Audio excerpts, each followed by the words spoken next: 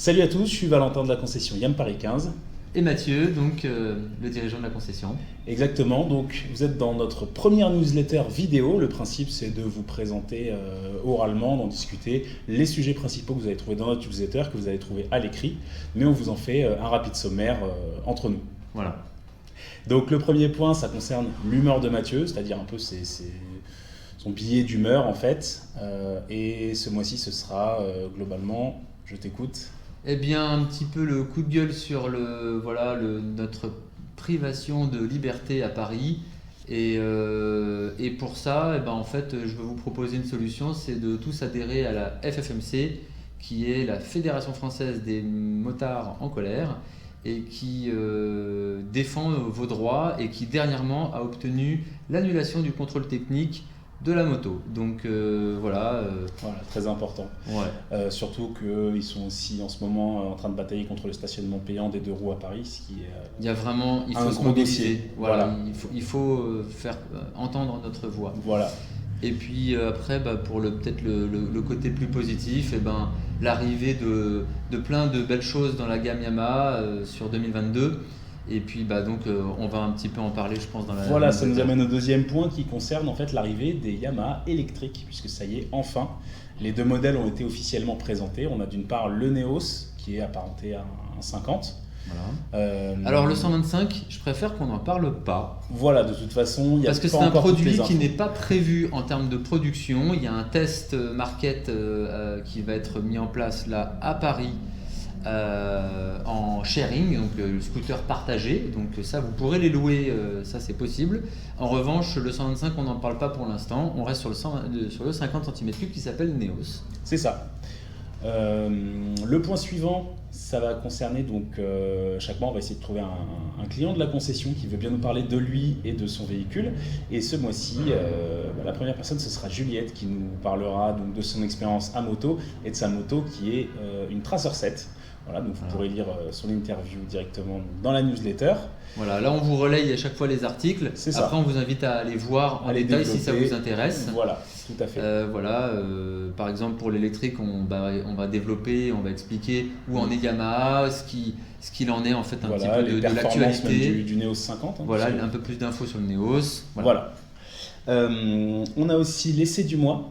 Ce mois-ci j'ai testé le Tricity 300. Qui est donc le scooter 3 roues, on va dire moyenne cylindrée de chez Yamaha, et qui a de sacrés arguments à faire valoir. C'est un modèle qui est un petit peu passé sous les radars au moment de sa sortie, malheureusement, à cause de la pandémie, mais vraiment il gagne à être connu, donc voilà, beaucoup de points positifs, notamment son train avant, qui, contrairement à ses concurrents, moi j'ai trouvé qu'il offrait vraiment un ressenti beaucoup plus naturel et vraiment appréciable, notamment à basse vitesse. C'est plus proche d'un 2 roues en fait. Ouais, vraiment on oublie côté 3 roues, la lourdeur que ça induit, mais par contre niveau sécurité, c'est vrai que c'est top. Donc conduisible avec le permis B, donc si c'est un produit qui vous intéresse, vous regardez l'article qui en parle. Exactement. Ensuite on passe, alors normalement c'est l'accessoire du mois, là c'est un peu exceptionnel, puisqu'on parle beaucoup du T-Max 560 qui arrive bientôt. Là, on va regrouper tout ça en vous disant que on a déjà mis à jour le catalogue d'accessoires sur notre site e-commerce.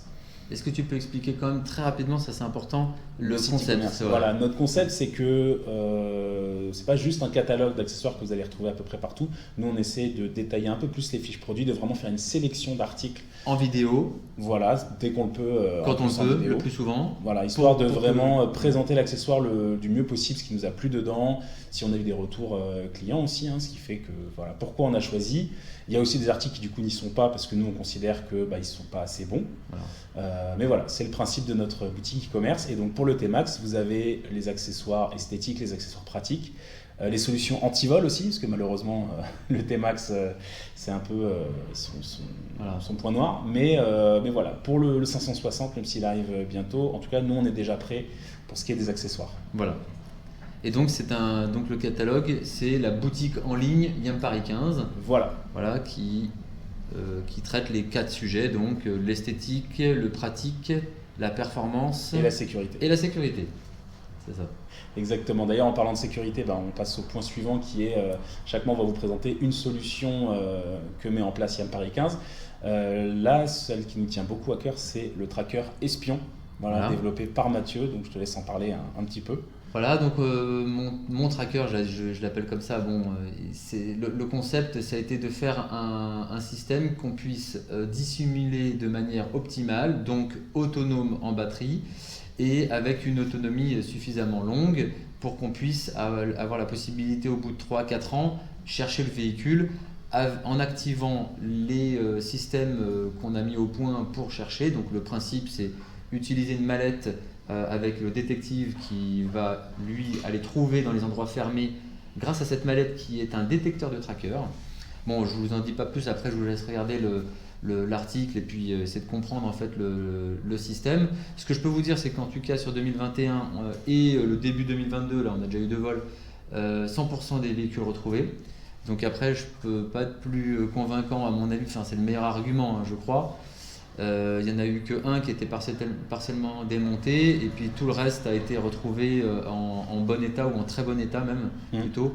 Donc c'est souvent un Eman à changer en fait. Voilà, ce qu'on oublie aussi en se disant mais de toute façon le tracker j'en ai pas besoin, je suis assuré contre le vol, c'est que certes vous êtes assuré contre le vol, mais quand ça se produit, d'une part vous n'êtes pas toujours remboursé à la valeur, vous payez la franchise, vous avez le délai d'indemnisation qui est d'au moins 1 mois, puis après derrière il faut retrouver un véhicule équivalent, des fois si c'est un véhicule neuf en ce moment il y a des petits problèmes d'approvisionnement, donc en fait ça peut induire vraiment des soucis et vous pouvez retrouver à pied pendant plusieurs semaines voire plusieurs mois.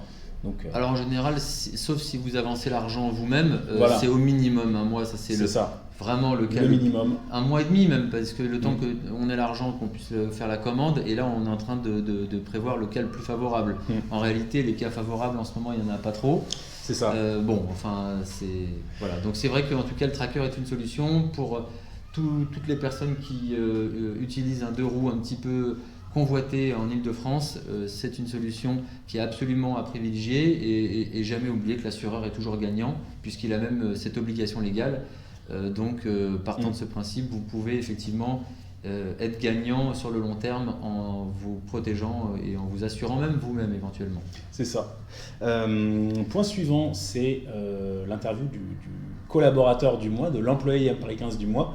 Ce mois-ci, vous pourrez lire l'interview de Morad qui s'occupe des locations, donc locations courtes, longue durée, moto, scooter, en tout cas chez Yamaha, chez Yam Paris 15, on a plusieurs solutions à ce niveau. Et qui s'occupe aussi de la partie administrative. Oui. En fait, il est assistant commercial, donc il assiste les vendeurs. Donc il prépare les livraisons. C'est ça, mise en route des véhicules. Voilà, aussi, donc il s'occupe de tout le parc roulant, les véhicules de courtoisie, tout ça. Voilà. Morad. C'est ça. Alors, point suivant, ça concerne les événements auxquels on vous convie. Et là, on va vous parler de l'Iron Motors, qui est en fait le festival des motos de caractère. Ça se tient les 15 et 16 avril au circuit Carole, donc c'est vraiment ce week-end. Et voilà, ça va être l'occasion de voir vraiment des motos de toutes les époques, mais des motos marquantes, que ce soit l'esthétique, les moteurs, parce qu'en plus vous allez pouvoir les voir rouler. Il y a des roulages organisés sur le circuit. Sur le circuit Carole, il y a des roulages organisés pour les propriétaires. Donc vraiment sympa. Et puis il y aura du coup un stand Yamaha où vous pourrez nous retrouver, ainsi qu'une partie de la gamme 2022. Voilà. Donc si vous voulez faire un petit tour, c'est l'occasion de sortir votre moto, votre scooter, de venir nous dire bonjour, de boire un verre, de voir des belles motos, d'entendre du bon son, parce qu'il y a de la musique, ça envoie bien. C'est clair. Et puis il y a même une bourse d'échange, alors là c'est plus pour les spécialistes des motos un petit peu plus anciennes, je crois. Oui, ça reste quand même des machines un peu anciennes. Ouais, voilà. En tout cas des machines de caractère. C'est ça l'Iron Motors. Voilà. Machine de caractère, on passe au point suivant qui est le petit point technique du mois.